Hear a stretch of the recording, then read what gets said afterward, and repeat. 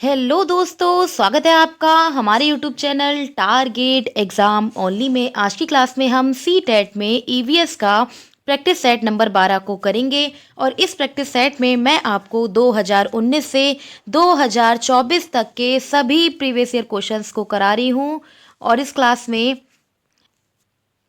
और यह क्लास आपकी 30 नंबर वाली क्लास है। आपके एग्ज़ाम में 30 नंबर की ईवीएस आती है। आपके सीटेट एग्ज़ाम पेपर 1 में सीटेट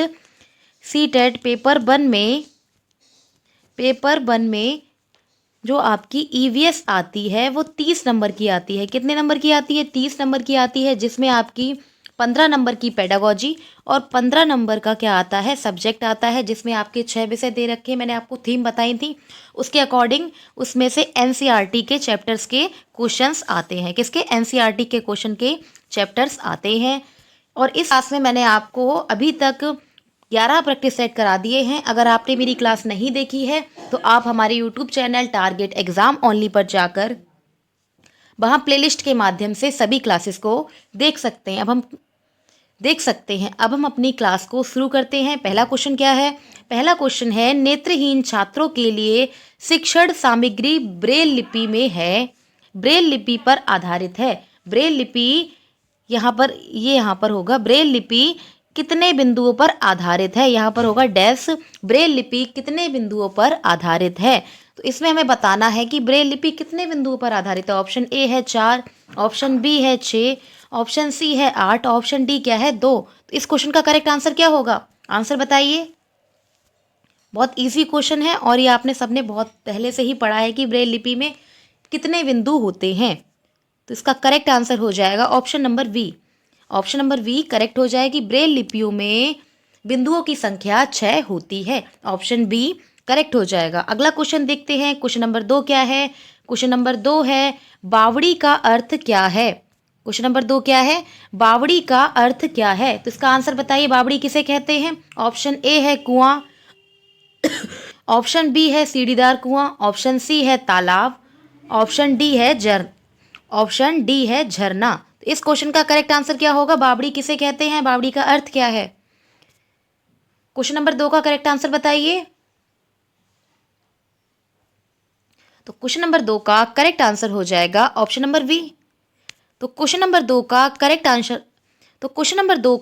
आंसर हो जाएगा ऑप्शन नंबर वी, सीढ़ीदार कुआं। बावड़ी किसे कहते हैं? तो बावड़ी सीढ़ीदार कुआं को कहते हैं। अब हम इसके बारे में थोड़ा सा जानकारी देख लेते हैं।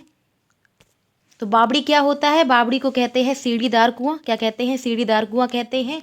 यह कुएं या तालाब होते हैं जिसमें क्या होता है, पानी भरा हुआ होता है, और अधिकांश बावड़ियां जो होती हैं जल भंडारण के उद्देश्य से बनाई जाती हैं। तो ऑप्शन बी करेक्ट हो जाएगा। अगला क्वेश्चन देखते हैं। क्वेश्चन नंबर 3 क्या है? क्वेश्चन नंबर 3 है, एक अध्यापिका विभिन्न सब्जियों को उनके खाद्य भागों के साथ प्रदर्शित कर रही है। लहसुन के लिए वह प्रदर्शित करती है। क्या प्रदर्शित करती है कि लहसुन क्या है? ऑप्शन ए है कंद, ऑप्शन बी है मूल, ऑप्शन बी है बीज, और ऑप्शन सी क्या है, प्रकंद। तो इस क्वेश्चन का करेक्ट आंसर क्या होगा? कि एक अध्यापिका विभिन्न सब्जियों को उनके खाद्य भागों के साथ प्रदर्शित कर रही है और कह रही है कि लहसुन क्या है। तो का करेक्ट आंसर हो जाएगा ऑप्शन नंबर ए। लहसुन क्या है? लहसुन एक कंद है। क्या है? लहसुन एक कंद है। तो ऑप्शन ए करेक्ट हो जाएगा। अगला क्वेश्चन देखते हैं। क्वेश्चन नंबर 4 क्या है? क्वेश्चन नंबर 4 है, बाष्पन के कारण शीतलन की प्रक्रिया तब धीमी होती है जब वायुमंडल में जल के खुले पृष्ठ का क्षेत्रफल कैसा होता है। इसका करेक्ट आंसर क्या होगा? बढ़ता है और वायु में नमी यानी कि जलवाष्प की मात्रा अधिक होती है। ऑप्शन बी है बढ़ता है और वायु की नमी यानी कि जलवाष्प की मात्रा कम होती है। ऑप्शन सी है घटता है, वायु की नमी यानी कि जलवाष्प की मात्रा कम होती है। ऑप्शन डी है घटता है और वायु की नमी यानी कि जलवाष्प अधिक होती है। तो इस क्वेश्चन का करेक्ट आंसर क्या होगा? कि बाष्पन के कारण शीतलन की प्रक्रिया तब धीमी होती है, कब धीमी होती है? जब वायुमंडल में जल के खुले पृष्ठ का क्षेत्रफल। तो इस क्वेश्चन का करेक्ट आंसर होगा ऑप्शन नंबर डी, कि जब वायुमंडल में जल के खुले पृष्ठ का क्षेत्रफल घटता है और वायु में नमी यानी कि जलवायु की मात्रा अधिक होती है। तो ऑप्शन डी करेक्ट हो जाएगा। अगला क्वेश्चन देखते हैं, क्वेश्चन नंबर 5 क्या है। क्वेश्चन नंबर 5 है, वर्ष 2015 में संयुक्त राष्ट्र महासभा में अंतर्राष्ट्रीय विकास उद्देशित सहस्त्र शाब्दिक विकास लक्ष्यों को निम्नलिखित में से किन लक्ष्यों द्वारा विस्थापित किया गया है। तो इस क्वेश्चन का करेक्ट आंसर क्या होगा। क्वेश्चन को एक बार फिर से देखते हैं कि वर्ष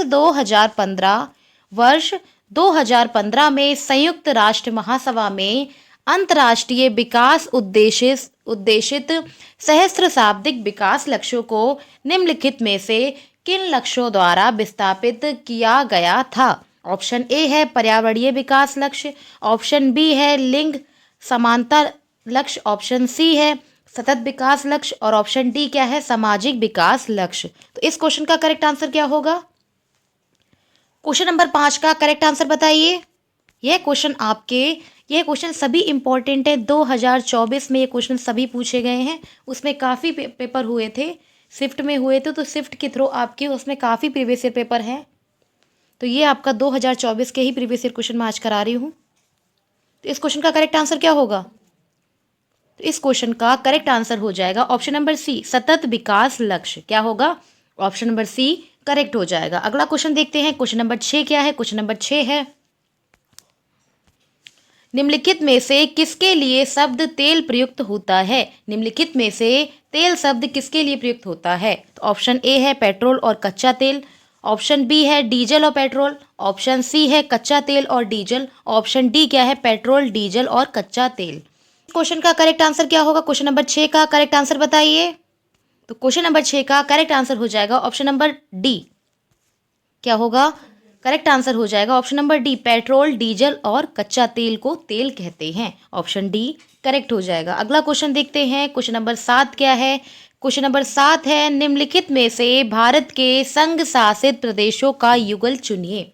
इस कौन से ऑप्शन में केंद्र शासित प्रदेश दिए हैं।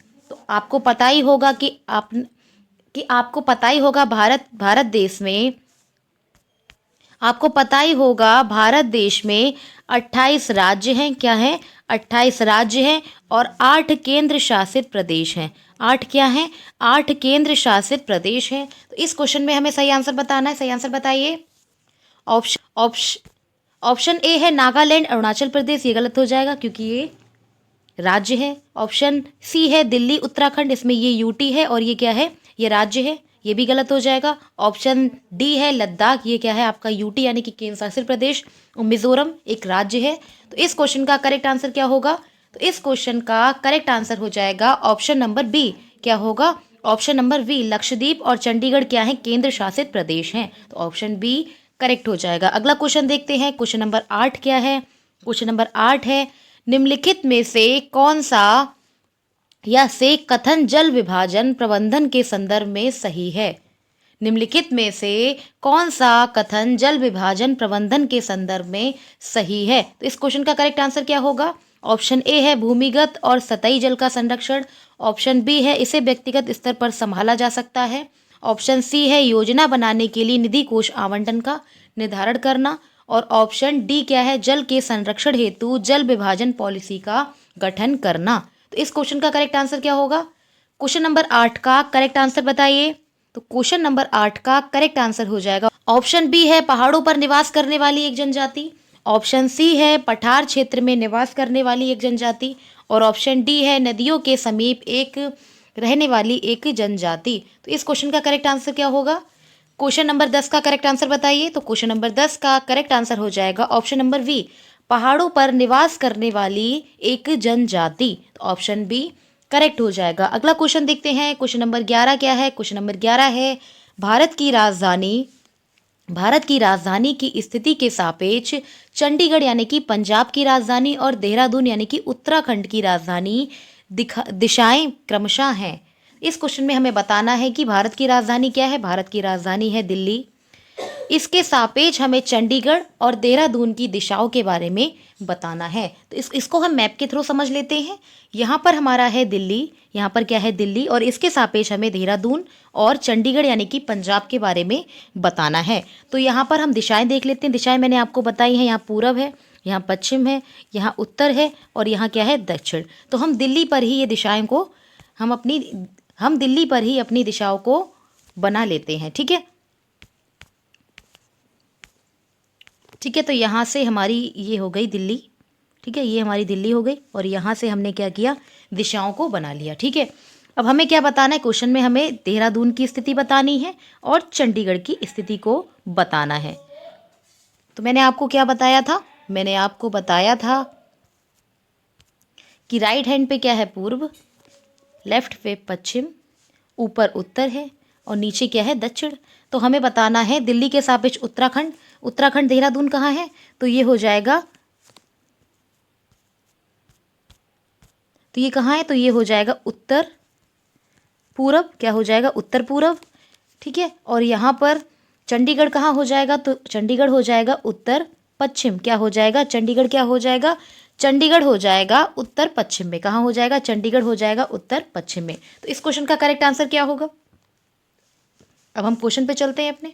तो हमारा क्वेश्चन ये है और इसका करेक्ट आंसर क्या होगा, किस ऑप्शन में दिया है, किस ऑप्शन में दिया है चंडीगढ़, यानी कि उत्तर पश्चिम और उत्तर पूरब। तो इस क्वेश्चन का करेक्ट आंसर क्या होगा, इस क्वेश्चन का करेक्ट आंसर हो जाएगा ऑप्शन नंबर सी। क्या होगा, ऑप्शन नंबर सी करेक्ट हो जाएगा। अब हम नेक्स्ट क्वेश्चन देखते हैं। क्वेश्चन नंबर 12 क्या है, क्वेश्चन नंबर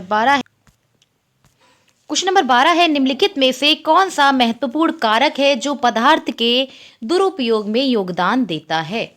क्वेश्चन को एक बार फिर से देखते हैं कि निम्नलिखित में से कौन सा महत्वपूर्ण कारक है जो पदार्थ के दुरुपयोग में अपना योगदान देता है। तो इस क्वेश्चन का करेक्ट आंसर क्या होगा, ऑप्शन ए है दुरुपयोग करने वाले लिंग, ऑप्शन बी है वे जिस क्षेत्र के रहने वाले हैं वहां तंबाकू उगाया जाता है, ऑप्शन सी है अन्य परिवार के सदस्यों द्वारा पदार्थ का नियमित प्रयोग और उपयोग, और ऑप्शन डी क्या है, ऑप्शन डी है क्षेत्र की जलवायु की स्थिति। तो इस क्वेश्चन का करेक्ट आंसर क्या होगा, क्वेश्चन नंबर 12 का करेक्ट आंसर बताइए क्या होगा। तो क्वेश्चन नंबर 11 का करेक्ट आंसर हो जाएगा ऑप्शन नंबर सी। क्या होगा, करेक्ट आंसर होगा ऑप्शन नंबर सी, अन्य परिवार के सदस्यों द्वारा पदार्थों का नियमित प्रयोग और उपयोग। ऑप्शन नंबर सी करेक्ट हो जाएगा। अगला क्वेश्चन देखते हैं। क्वेश्चन नंबर 13 क्या है, क्वेश्चन नंबर 13 है सामाजिक विज्ञान के प्रवसन एक महत्वपूर्ण संप्रत्य उत्बासन मूल्यता निम्नलिखित में से किसे निर्देशित करता है। क्वेश्चन क्या दे रखा है, क्वेश्चन दे रखा है कि सामाजिक विज्ञान में प्रवसन एक महत्वपूर्ण संप्रत्य है, उत्प्रवासन मूल्यता निम्नलिखित में से किसे निर्देशित करता है। ऑप्शन ए है एक दूसरे से, ऑप्शन ए है एक देश से दूसरे देश में स्थान बदलना, ऑप्शन बी है एक शहरी क्षेत्र से दूसरे शहरी क्षेत्र में स्थान बदलना, ऑप्शन सी है एक देश से बाहर स्थान बदलना और ऑप्शन डी है एक देश में अंदर स्थान को बदलना। तो इस क्वेश्चन का करेक्ट आंसर क्या होगा, क्वेश्चन नंबर 13 का करेक्ट आंसर क्या होगा। तो क्वेश्चन नंबर 13 का करेक्ट आंसर हो जाएगा ऑप्शन नंबर सी। क्या होगा, करेक्ट आंसर होगा ऑप्शन नंबर सी, एक देश से बाहर स्थान बदलना, एक देश से बाहर स्थान बदलना। ऑप्शन सी करेक्ट हो जाएगा।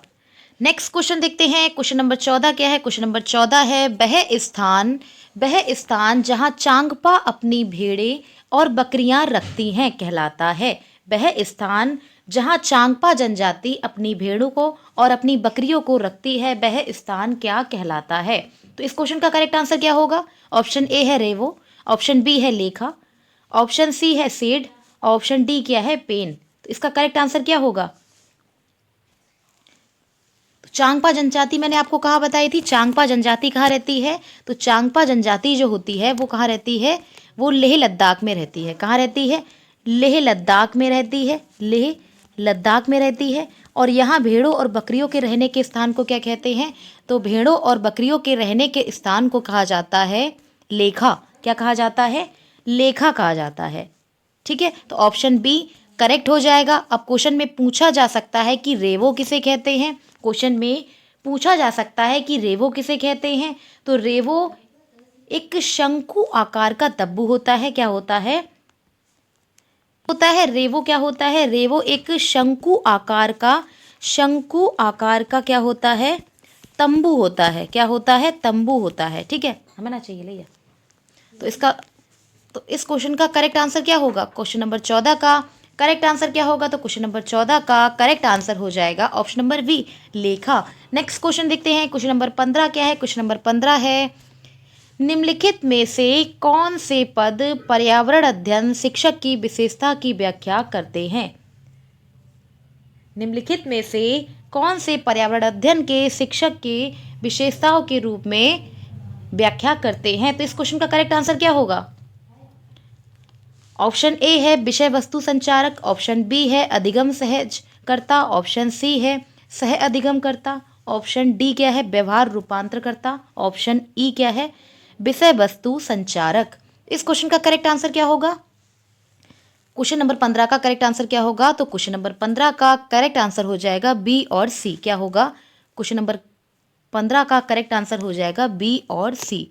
बी में क्या दे रखा है? बी है अधिगम सहजकर्ता और ऑप्शन सी है सह अधिगमकर्ता। तो ऑप्शन सी करेक्ट हो जाएगा, ऑप्शन सी करेक्ट हो तो इसका करेक्ट आंसर हो जाएगा ऑप्शन नंबर 3। ठीक है, नेक्स्ट क्वेश्चन देखते हैं। क्वेश्चन नंबर 16 क्या है? क्वेश्चन नंबर 16 है, शिक्षण अधिगम प्रक्रम में बज समूह का दायित्व है।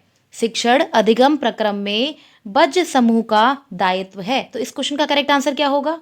ऑप्शन ए है ध्वनि के प्रभावों पर नियंत्रण रखना, ऑप्शन बी है ईवीएस संपादन का आकलन करना, ऑप्शन सी है छोटे समूह को कार्य पूर्ण करने के साथ साथ उन्हें एक समस्या देना, ऑप्शन डी क्या है विषयों में रुचि कम करना। तो इस क्वेश्चन का करेक्ट आंसर क्या होगा?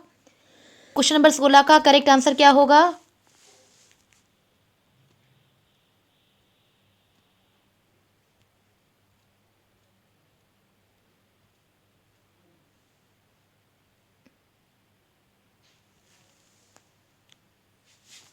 तो क्वेश्चन नंबर 16 का करेक्ट आंसर हो जाएगा ऑप्शन नंबर सी। क्या होगा? इसका करेक्ट आंसर हो जाएगा क्वेश्चन नंबर 16 का करेक्ट आंसर हो जाएगा ऑप्शन नंबर सी, छोटे समूह को कार्य पूर्ण करने के साथ साथ उन्हें एक समस्या को देना क्या कहलाता है? बज समूह कहलाता है। तो इस क्वेश्चन का सही आंसर हो जाएगा option number C. Next question देखते हैं। क्वेश्चन नंबर 17 क्या है? क्वेश्चन नंबर 17 है, जंगल भ्रमण के दौरान शिमा ने एक चमकीले रंग फूल वाला पौधा देखा। शिमा ने अपने अध्यापक से अनुरोध किया कि वे उसके बगीचे के लिए उस पौधे को उखाड़े।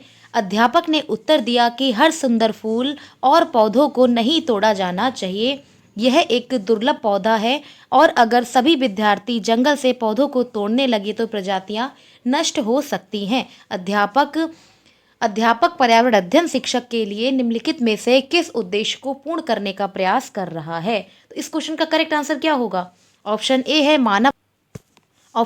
मानव और पर्यावरण के बीच संबंधों की जागरूकता का विकास करना, ऑप्शन बी है मानव क्रियाकलाप द्वारा उपजने वाली पर्यावरण समस्याओं में जागरूकता का विकास करना, ऑप्शन सी क्या है मानव प्रजाति के अस्तित्व के लिए पर्यावरण को संरक्षित करने की जागरूकता का विकास करना, ऑप्शन डी क्या है पर्यावरण समस्याओं के समाधान हेतु उचित कार्यवाही सुनिश्चित करने की जिम्मेदारी के बोध का विकास करना। तो इस क्वेश्चन का करेक्ट आंसर क्या होगा? आंसर बताइए, कूट के थ्रू बताइए कि कौन कौन से इसमें ऑप्शन करेक्ट हो जाएंगे। तो इस क्वेश्चन का करेक्ट आंसर क्या होगा? तो क्वेश्चन नंबर 17 का करेक्ट आंसर हो जाएगा option number A B C तीनों करेक्ट। क्या होगा? इस क्वेश्चन का करेक्ट आंसर होगा ए बी सी, यानी कि मानव और पर्यावरण के बीच संबंधों की जागरूकता का विकास करना, मानव क्रियाकलाप द्वारा उपजने वाली पर्यावरणीय समस्याओं के लिए जागरूक करना बच्चों के लिए, और ऑप्शन सी है मानव प्रजाति के अस्तित्व के लिए पर्यावरण को संरक्षित करने की जागरूकता का विकास करना। तो इस क्वेश्चन का करेक्ट आंसर क्या होगा? इस क्वेश्चन का करेक्ट आंसर हो जाएगा ऑप्शन नंबर ए। नेक्स्ट क्वेश्चन देखते हैं। क्वेश्चन नंबर 18 क्या है? क्वेश्चन नंबर 18 है, किसी चिन्हित पर्यावरणीय समस्या के अध्ययन के लिए कौन सी विधि सर्वदा उपयुक्त है? क्वेश्चन क्या है? किसी चिन्हित पर्यावरण समस्या के लिए कौन सी विधि सर्वाधिक उपयुक्त है? ऑप्शन ए है साक्षात्कार विधि, ऑप्शन बी है अवलोकन विधि, ऑप्शन सी है समस्या समाधान विधि, और ऑप्शन डी क्या है प्रश्नोत्तर विधि। तो इस क्वेश्चन का करेक्ट आंसर क्या होगा? क्वेश्चन नंबर 18 का करेक्ट आंसर बताइए। तो क्वेश्चन नंबर 18 का करेक्ट आंसर हो जाएगा ऑप्शन नंबर सी समस्या समाधान विधि। क्या होगा? करेक्ट आंसर हो जाएगा समस्या समाधान विधि। तो किसी भी समस्या के अध्ययन के लिए सबसे उपयुक्त विधि समस्या समाधान विधि ही होती है। नेक्स्ट क्वेश्चन देखते हैं। क्वेश्चन नंबर 18 नेक्स्ट क्वेश्चन देखते हैं। क्वेश्चन नंबर 19 क्या है? क्वेश्चन नंबर 19 है कुछ क्वेश्चन नंबर 19 है, रेवती बच्चों को उनके द्वारा संकलित बीजों को लगाने के बारे में शिक्षित करना चाहती है। इसके लिए रेवती को निम्नलिखित में से किस संसाधन का उपयोग करना चाहिए? तो इसका करेक्ट आंसर क्या होगा? ऑप्शन ए है सामुदायिक संसाधन, ऑप्शन बी है संस्थागत संसाधन, ऑप्शन सी क्या है प्राकृतिक संसाधन, और ऑप्शन डी क्या है प्रौद्योगिक संसाधन। तो इस क्वेश्चन का करेक्ट आंसर क्या होगा कि रेवती जो है वो बच्चों को बीजों को लगाने के लिए शिक्षित करना चाहती है, इनमें से वह किस संसाधन का प्रयोग करेगी? तो इसमें से करेक्ट आंसर हो जाएगा ऑप्शन नंबर ए सामुदायिक संसाधन। क्या होगा? सामुदायिक संसाधन, ऑप्शन नंबर ए करेक्ट हो जाएगा। अगला क्वेश्चन देखते हैं, क्वेश्चन नंबर 20 क्या है? अगला क्वेश्चन देखते हैं, क्वेश्चन नंबर 20 क्या है? क्वेश्चन नंबर 20 है, ईबीएस कक्षा में छात्रों से बहुत सारे प्रश्न पूछने से क्या होता है? ऑप्शन ए है छात्र प्रतियों को बेहतर समझते हैं, ऑप्शन बी है छात्र कार्यों में लगे रहते हैं और अनुशासन से कोई मतलब ही नहीं है, ऑप्शन सी है छात्रों को विषय का महत्व समझने में मदद मिलती है, ऑप्शन डी है छात्रों के बीच भेद भी एक गलत टैग वर्ड है। तो इस क्वेश्चन का करेक्ट आंसर क्या होगा? क्वेश्चन नंबर 20 का करेक्ट आंसर बताइए। तो क्वेश्चन नंबर 20 का करेक्ट आंसर हो जाएगा ऑप्शन नंबर सी छात्रों को विषय का महत्व समझने में मदद मिलती है। नेक्स्ट क्वेश्चन देखते हैं, क्वेश्चन नंबर 21 क्या है? क्वेश्चन नंबर 21 है, सौमी नदी के पास रहता है। सौमी एक व्यक्ति है जो कहाँ रहता है? नदी के पास रहता है। भारी वर्षा की वजह से जल की पाइपलाइन क्षतिग्रस्त हो जाती है और पेयजल आपूर्ति बाधित हो जाती है। सौमी के पिता जल के लिए, पीने वाले जल के लिए किसका प्रयोग करते हैं? केन का प्रयोग करते हैं। सौमी अपने पिता से पूछता है कि जब हमारे पास नदी में इतना जल बह रहा है तो हमें जल का केन क्यों खरीदना पड़ता है? सौमी के पिता को क्या करना चाहिए? तो इस क्वेश्चन का करेक्ट आंसर क्या होगा? क्वेश्चन नंबर 21 का करेक्ट आंसर बताइए।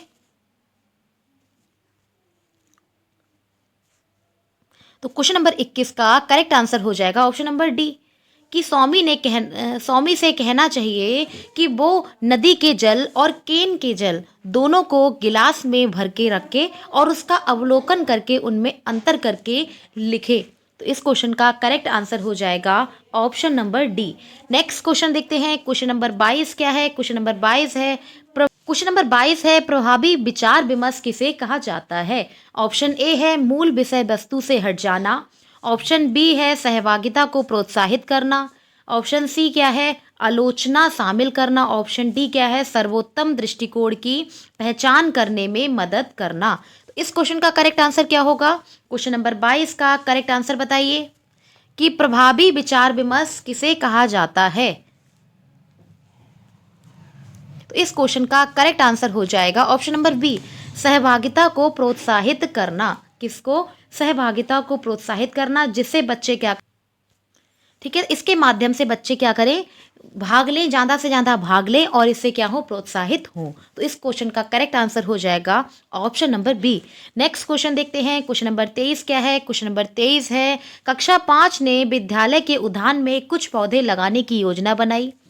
टेसी ने सुझाव दिया कि लड़कों को गड्ढा खोदकर मिट्टी बाहर निकालना चाहिए और लड़कियों को पानी देंगी। लड़कियां क्या करेंगी? पानी देंगी। कुश ने इसका विरोध करते हुए कहा कि लड़कियां गड्ढा क्यों नहीं खोद सकती। कक्षा अध्यापक को इस मुद्दे को कैसे संबोधित करना चाहिए? तो इस क्वेश्चन का करेक्ट आंसर क्या होगा? ऑप्शन ए है बच्चों को कहना चाहिए कि टेसी सही है क्योंकि लड़के लड़कियों में शारीरिक रूप से ज़्यादा ताकतवर होते हैं। ये गलत हो जाएगा। ऑप्शन बी है बच्चों से कहना चाहिए कि लड़कियां लड़कों से ज़्यादा ध्यान रखती हैं, इसीलिए इन्हें पानी देना चाहिए। ये भी ऑप्शन गलत हो जाएगा। नेक्स्ट ऑप्शन क्या है? ऑप्शन नंबर 3 है बच्चों से कहना चाहिए कि वे अपनी पसंद के अनुसार पौधे लगाने में अपनी भूमिका को चुन सकते हैं। ये भी गलत हो जाएगा। फोर्थ ऑप्शन है बच्चों से कहना चाहिए कि इस पर विचार विमर्श करें कि लड़कियां और लड़कों को क्या करना चाहिए और वे ऐसा क्यों सोचते हैं। तो इस क्वेश्चन का करेक्ट आंसर क्या होगा? तो क्वेश्चन नंबर 23 का करेक्ट आंसर क्या होगा? क्वेश्चन नंबर 23 का करेक्ट आंसर हो जाएगा ऑप्शन नंबर डी। क्या होगा? करेक्ट आंसर हो जाएगा ऑप्शन नंबर डी। ठीक है, बच्चों से कहना चाहिए कि वे इस प्रकार से विचार विमर्श करें कि लड़के और लड़कियों को क्या करना है, वो अपने आप खुद से डिसाइड कर लें कि किसको क्या करना है क्या नहीं। ठीक है, तो इसके थ्रू क्या करेंगे, लैंगिक विषमता नहीं होगी, यानी कि जेंडर वाइज नहीं होगा। ठीक है, नेक्स्ट क्वेश्चन देखते हैं। क्वेश्चन नंबर 24 क्या है? क्वेश्चन नंबर है, निरंतर एवं व्यापक मूल्यांकन में व्यापक का संबंध है। तो इस क्वेश्चन का करेक्ट आंसर क्या होगा? ऑप्शन ए है किसी छात्र की शैक्षिक और गैर शैक्षिक दोनों वृद्धि के क्षेत्रों से। ऑप्शन बी है आकलन में नियमितता। ऑप्शन सी है सीखने की समस्या। और ऑप्शन डी क्या है? सह पाठ्यगामी क्रियाकलाप का मूल्यांकन। तो इस क्वेश्चन का करेक्ट आंसर क्या होगा? करेक्ट आंसर बताइए। क्वेश्चन नंबर 24 का करेक्ट आंसर बताइए। तो क्वेश्चन नंबर 24 का करेक्ट आंसर हो जाएगा ऑप्शन नंबर ए, किसी छात्र की शैक्षिक तथा गैर शैक्षिक दोनों वृद्धि के क्षेत्रों में क्या करना चाहिए? उसका व्यापक मूल्यांकन, उसका मूल्यांकन करना चाहिए। इसी को क्या कहते हैं? इसी का अर्थ होता है व्यापक। ठीक है, नेक्स्ट क्वेश्चन देखते हैं। क्वेश्चन नंबर 25 क्या है? क्वेश्चन नंबर 25 क्या है? क्वेश्चन नंबर 25 है, निम्नलिखित में से कौन से पर्यावरण अध्ययन की प्रक्रिया का कौशल है? क्वेश्चन क्या है? निम्नलिखित में से कौन सा पर्यावरण अध्ययन की प्रक्रिया का कौशल है? तो इस क्वेश्चन का करेक्ट आंसर क्या हो? क्वेश्चन नंबर 25 का करेक्ट आंसर क्या होगा? ऑप्शन ए है तथ्यों की सूची बनाना। ऑप्शन बी है सवाल उठाना। ऑप्शन सी है परिकल्पना बनाना। ऑप्शन डी क्या है? परीक्षण करना। ऑप्शन ई है अंतिम निष्कर्ष पहुंचाना। ऑप्शन एफ है संवाद। ऑप्शन जी है अवलोकन के आधार पर निष्कर्ष में परिवर्तन। ऑप्शन एच क्या है? आंकड़ों का विश्लेषण करना। इस क्वेश्चन का करेक्ट आंसर क्या होगा? कूट के थ्रू बताइए। यहाँ से आपको दिखाई दे रहा है, इसमें थोड़ा सा मैंने स्पेस कम होने की वजह से इसको थोड़ा सा छोटा कर दिया है, तो आपको स्पष्ट दिखाई दे रहा है। इस क्वेश्चन का करेक्ट आंसर क्या होगा कि पर्यावरण अध्ययन की प्रक्रिया का कौशल है। कौन कौन से कौशल इसमें होते हैं? तो इस क्वेश्चन का करेक्ट आंसर हो जाएगा ऑप्शन नंबर ए, BDFGH। क्या होगा? VDFGH, यानी कि सवाल उठाना, परीक्षण करना। एफ क्या है? संवाद करना। जी क्या है? अवलोकन के आधार पर निष्कर्ष में परिवर्तन। और एच क्या है? आंकड़ों का विश्लेषण करना। तो इस क्वेश्चन का करेक्ट आंसर क्या हो जाएगा? तो इस क्वेश्चन का करेक्ट आंसर हो जाएगा ऑप्शन नंबर ए। अब हम करते हैं, आज की क्लास में हम 25 क्वेश्चन नहीं पढ़ेंगे। ठीक है, आज की क्लास में हम 25 क्वेश्चन नहीं पढ़ेंगे। यह हमारा सी टेट EVS का प्रैक्टिस सेट नंबर 12 है और इसके माध्यम से आप प्रीवियस ईयर क्वेश्चंस को कंप्लीट कर रहे हैं। इसमें मैं आपको सभी प्रीवियस ईयर क्वेश्चंस को करा रही हूँ। ठीक है, और आपके एग्जाम को अब लगभग 35 से 40 दिन ही बचे हैं। आपका एग्जाम सी टेट का 8 फरवरी को है। कब है? 8 फरवरी को आपका एग्जाम है। इसीलिए आप अब प्रीवियस ईयर क्वेश्चंस को ही करें, जिससे आप क्या करें, अपनी तैयारी को और बेहतर बना सकते हैं। क्लास अच्छी लगे तो लाइक शेयर सब्सक्राइब करें। Thank you.